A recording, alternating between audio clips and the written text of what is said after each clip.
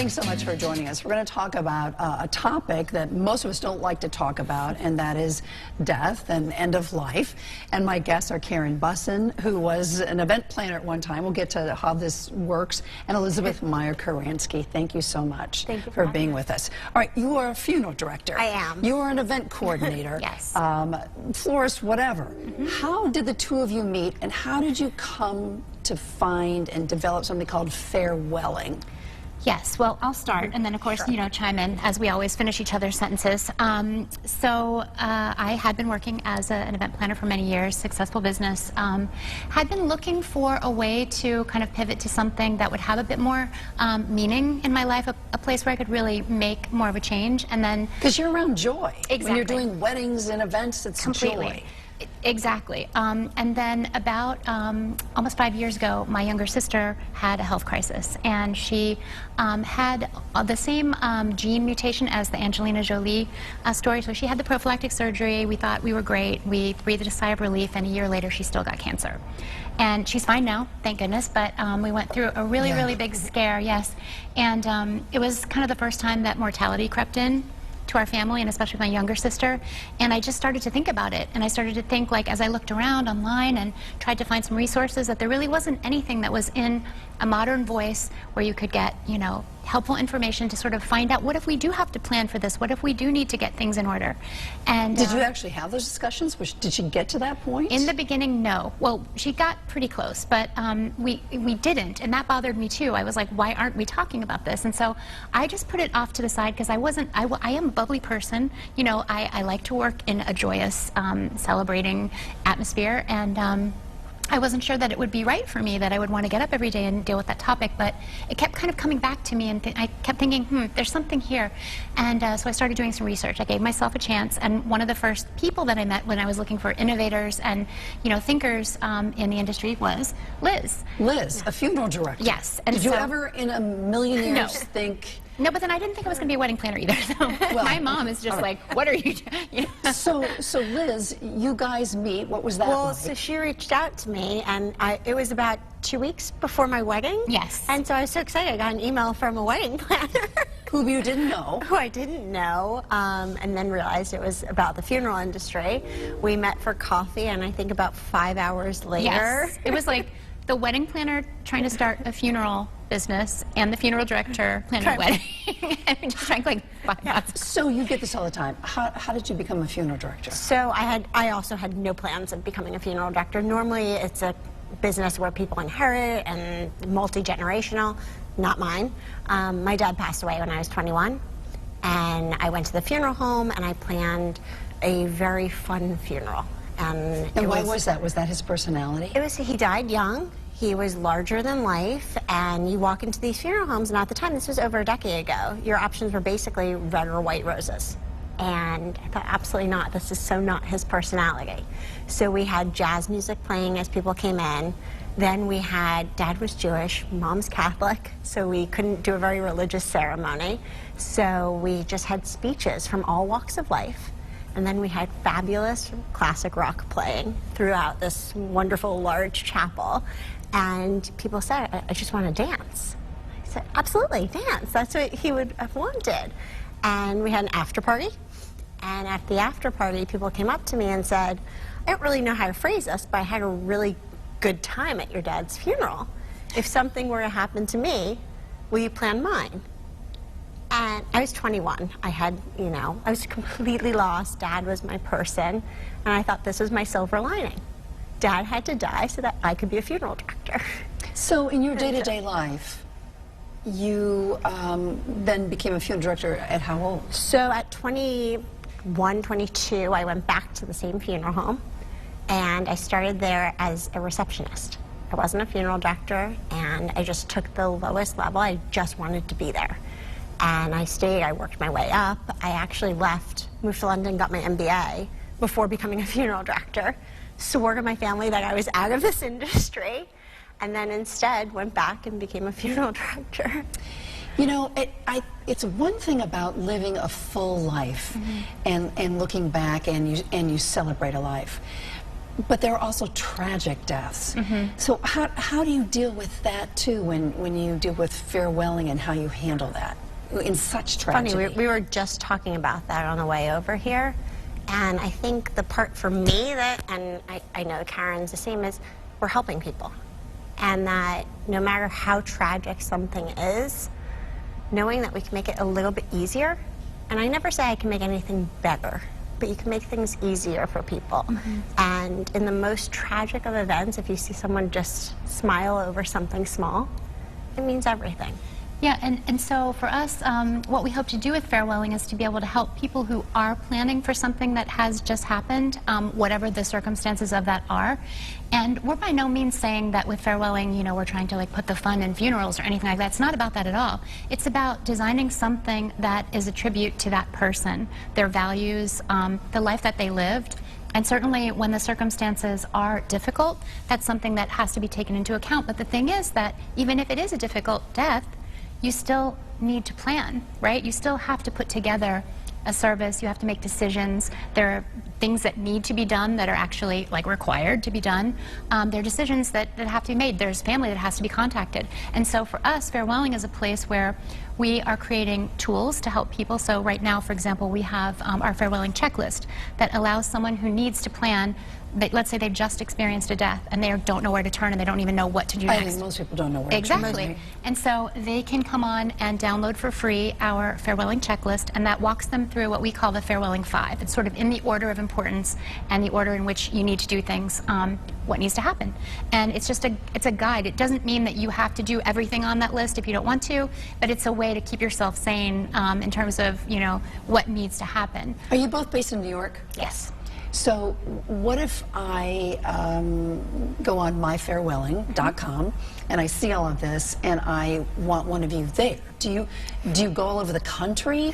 I mean, you can't be everywhere. Yes, well, we do have farewelling bespoke services right now. So we've just launched My Farewelling in November, and we do have a bespoke services arm of farewelling where the two of us are available to plan. We're doing our first memorial next week, actually. And so, yes, if there is a family or an individual who wants to have our services doing that, we certainly have all the expertise to do it. And we're also connected at the highest levels, you know, across the country to be able to do it as well. And how are you doing that? Are you getting a hold of funeral homes all over the country and go, we're here to help? How are you doing this, Liz? That's exactly what we're doing. Yeah. So we've started in 3 cities so far. So New York, Los Angeles, and San Francisco, and we're growing each month. We're adding more, and we're basically reaching out to the funeral homes and kind of going both to the clients and to the funeral homes and linking everyone up, because there's some truly special funeral homes and funeral directors out there that people don't know about. Well, and that's another really, sorry, No, I have a million questions. Yeah, an important thing is that within this part of our human experience, first of all, we Americans don't want to talk about it. But secondly, we also look at the people in that industry sometimes with a little bit of fear, or we think, I never want to talk to a funeral director unless I absolutely have to. But the fact is that these are human beings who are providing a great service to our community, you know, and so we're trying to do our best to also humanize that industry and also influence them in a way. Like, my feeling is, as a designer, you know, I've come from a place of creating beauty in my life and in my work, whether, I mean, it was for other types of celebrations, but why does a celebration like a funeral have to be ugly? You know, why can't... Well, it's scary, right? It's unknown. Well, I think that's why it's unknown. Yeah. You know, and I was taught, I went into the industry because I was taught you only fear that which you don't know. And I tell clients who say, there's multiple funeral homes, which one should I go to? I said, go to them all and go look, walk inside. The funeral home won't hurt you. And by the way, most funeral directors are super lovely and will happily give you a tour. And we're so afraid of that. I know. We don't deal with this until we have to, and then when we have to, we can't think straight, and we don't know. Go ahead. Well, I was to say that one of the things that we are really most excited about doing is trying to change that conversation. And so I can use weddings as an example. I mean, I realize it's not a perfect comparison, but if you look at weddings like 45 years ago, weddings were pretty simple affairs for the most part. Unless you were very rich or you were a royal, you were having cake and champagne you know, in the In the basement of church the church. basement. Exactly. Yep, absolutely. You know, and Yep. so, and that's just what it was. But as, you know, other options became available and people began to look at it differently, now we know everyone almost like has to personalize their wedding and wants to, and there's Pinterest and there's Instagram and there's all these inspirations and there's all these things that we want to do to make it our own. And what we're saying is just that, you know, why shouldn't this other rite of passage reflect the values of the person, and who they are, their personality as well. If they are a somber person or a person who's very religious, then that's what it should be. Absolutely. If they're very traditional, then that's what it should be. If there's someone who is interested in having something that's green or eco-friendly, those alternatives are there now, and people don't know about them. So we just want to be a resource where people can come and find out things and, you know, put together things in a more streamlined way, with a platform that is also bringing a little bit of beauty and light to a topic that has been in the dark for so long. A lot of us have lost a parent. You've already lost your father. You know, people don't want to bring up, well, so how do you want your funeral, Mom and Dad, now that they're in their 80s? I mean, some people will talk about it, some people won't, because they don't want life to end. So how do you talk to folks? So I actually to their I did a parents? podcast with Karen and wrote a piece. I talk about death with my mom all the time. And she's okay with that. She is okay with it only because she saw how terrible it was to plan a funeral for my father who wouldn't talk about it. And what we discuss is that she makes my life easier and my life better by talking about it. And by the way, she's alleviated of any burdens. She can call me and say, hey, by the way, I'm going on a trip and I've moved the jewelry in the apartment. So we're not saying I'm going to die on the trip. It's just, if I happen to, you know where everything is. I know she wants a red lacquer casket because we can now talk about that. And so I always say, before you have to have the conversation, have it. How do you start that conversation? So there's actually plenty of ways. We had our first farewelling fete last weekend, and I was talking with some women we're sandwich generation, right? So they have children and they have aging parents as well. And I said, just bring up that I met this really interesting women who are starting this company, and they're talking about death. And by the way, you know, I realize that there's a lot of paperwork I have to fill out so that if something were to happen to me, also could you do that? You know, and make it say you're alleviating a burden for me. And there are these questions that have to be answered. Make my life easier. Yeah, I mean, for me, it's like I also, I want people to understand that it's not just about not being a burden, it's a gift that you give to your family. And if you just shed a little light, I mean, I went through this myself and I ended up, you know, making a will and like thinking about it a little bit, and I was very reluctant to do it. But I found that in doing it, and I'm not sitting around thinking about it all the time, and I'm not like every day, let me remind myself this or that. No, I'm just taking a little bit of time to shed a little bit of light on it, and what I have found is it's a part of living with intention. If we think of ourselves as, for example, women who we like to eat healthy, we like to read books that help us improve ourselves, we personalize the other events of our lives, our values are important to us, then shouldn't we also be applying that way of thinking to this? Because, I mean, the other thing is, if you don't talk about it, if you don't write it down and share it with someone who cares about you, you are giving up all of that control. They're going to decide something for you. Sure. And it may not be what you want. Like, let's say that it is important to me to have something that's eco-friendly. Well, if I don't tell anyone that, then I may end up, you know, not in that way. Well, some or the people say, opposite. oh, I don't care, I'm going to be gone anyway. Do whatever you want. And by the way, that is one answer, right? But the problem with that is you could say that all you want. I don't, you know, have a relationship with you, but then your family's left to make a decision. Sure. And unfortunately, that's really unfair to them, because then they may say, oh, I know she never said what she wanted, but maybe she did. And I hear that a lot. I don't know what you wanted. Exactly. And it starts fights in the family, too, because, I mean, I was at a friend of mine, her mother passed away suddenly. She was older, but she had no plan at all. The father was distraught, couldn't deal with it. So the kids, there were 5 siblings. And if you had seen the amount of tension that was, you know, in the middle of that room during the service and at the luncheon afterwards, people just glaring at each other and very mad, and like, she wouldn't have wanted this, yes she would, she told me she wanted this, no she didn't, you know.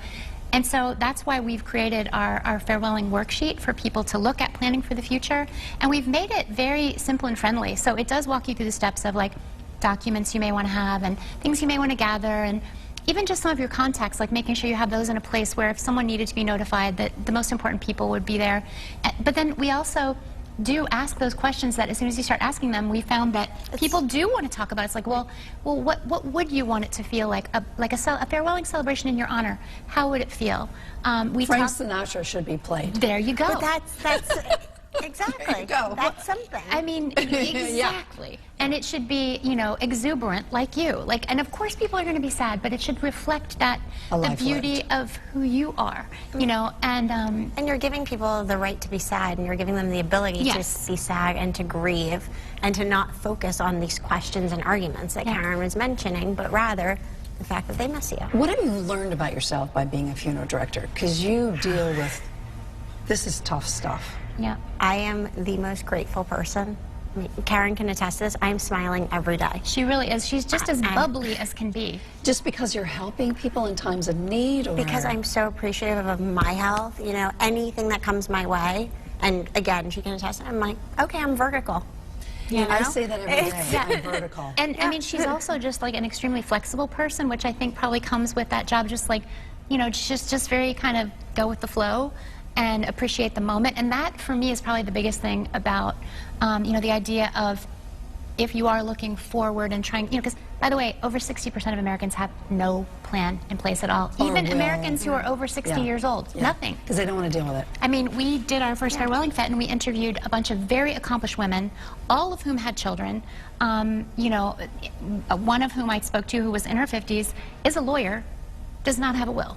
Right. You know, and so it's because just it forces that, you to go there. Yeah. But you should go there. But what I'm saying is, and it's not you should go there like from the standpoint of like, do this hard thing and think about these things. It's like, you know what?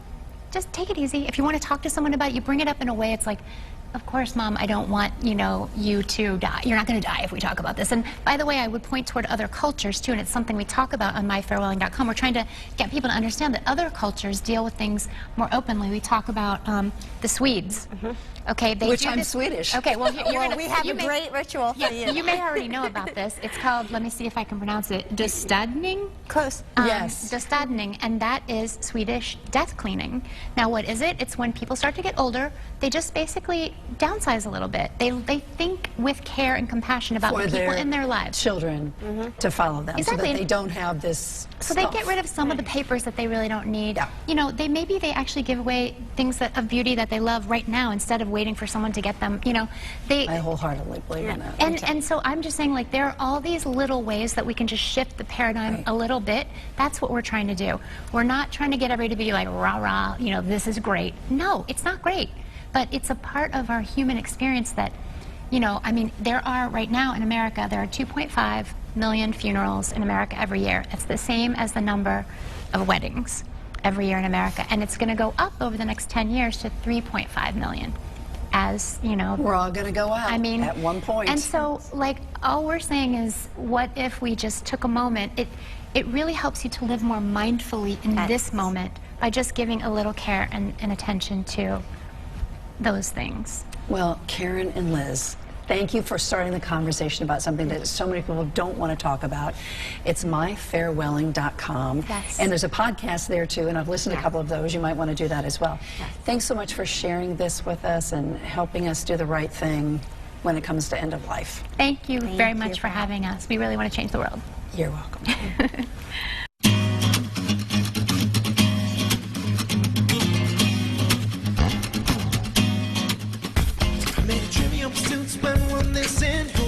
Spend all night kissing, and if one was right here, then who else is missing? Got a little sidetracked if I'm so wishing to find the keys to the door, but it's also a metaphor. Need to keep locked in the grocery store of my mind. Just to save time, I'll skip right ahead to the nice ride.